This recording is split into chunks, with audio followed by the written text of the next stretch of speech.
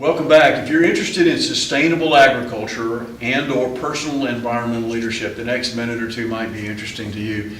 We're in Professor Kyle Kreider's class at the University of Montevallo. The name of your class is? Environment and Society. All right, very good. We just did a class that was focused on a plan book by that topic. Again, agricultural sustainability and personal environmental leadership. We gave them a sample about some things that you could do and what's working and not. And challenge them to think about what they could do as students, not just wait to some distant time, but what they can do now. And you seem to have some ideas about what you could do with what we were talking about today. So what are you thinking about doing? Well, right now I'm really thinking about how I can reuse my materials from my yard in compost and use that to grow more sustainably. So really I'm planning on starting a seed tray in my back of my house. Good. I've got a raised bed actually in the back of my yard. So hopefully if I can get things going in the seed tray, I can move them on into the raised bed and then use the compost to keep going. What are the things you've got already there that you can put into your compost? My backyard's pretty wild right now, so I've got lots of vines and I've got a lot of like althea bushes, I think they call Sure. them. A lot of stuff growing like that in the back. But last year I actually tried growing some corn and stuff, so I've got a lot of them are still standing, sort of. So you can take down the stalks. The stalks, I still have those. Any leaves in your yard? Lots of leaves. Lots of leaves. But if you don't have wood chips, you might probably, you get around the base of some for limbs and leaves that fall on the floor, you'll have something that's similar to wood chips. You can use that. But I learned something not too long ago about twigs that ordinarily, that doesn't look like compost, that looks like something that you need to burn. But actually, if you've got any, especially fruit trees or someplace where you can use them as slow release, it's like slow release fertilizer. The twigs the size of your finger, it may take a year, so they're not quite as fast as normal compost or wood chips or leaves, but it's one less thing that you have to burn, and it will give you some value, even though it may take an extra year or two to break down. That makes sense. My neighborhood's full of like crepe myrtles and stuff, so we have the bark peeling off the sides, and we've got limbs all over the place. That'll be great. Well, I'm experimenting putting it around my fruit trees at the bottom, so that might work for you. Now, you were telling me off camera about this personal goal and change that you made a year ago. Where were you physically a year or so ago? I was pretty overweight, I was eating fast food. Hey, tell them how much you weigh. Twice a week. I weighed 300 pounds, 200 now. Try to peak below 100 when I can, 200 when I can, but it's tough. But I really found that it's mostly about eating right, not overeating. Okay. What was the motivation for the change? It was about, really, like I said, I picked up my niece and hurt my back and decided that I was too young to be so out of shape that I can't play with my niece. How old were you then? 26. 26, and you're already getting hurt. So I decided I probably needed to, start exercising. And then once I started exercising, I realized it was more about my diet. That really helped me lose the weight. When you started exercising, did your body crave healthier things because you needed energy, or was it just a conscious choice to eat better?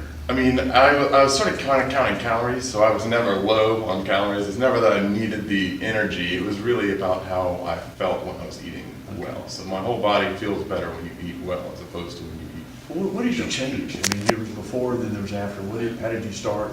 What are you doing now? Really, when I first started, all I did was I went online and found some information about how many calories my body should be using a day, and I cut down to how my caloric maintenance. I decided I'm going to have 900 calories fewer than that every day. Wow. So I cut down my diet, and I didn't really cut anything out of my diet. I think that was part of the success. I allowed myself to eat whatever I wanted as long as I didn't overeat it.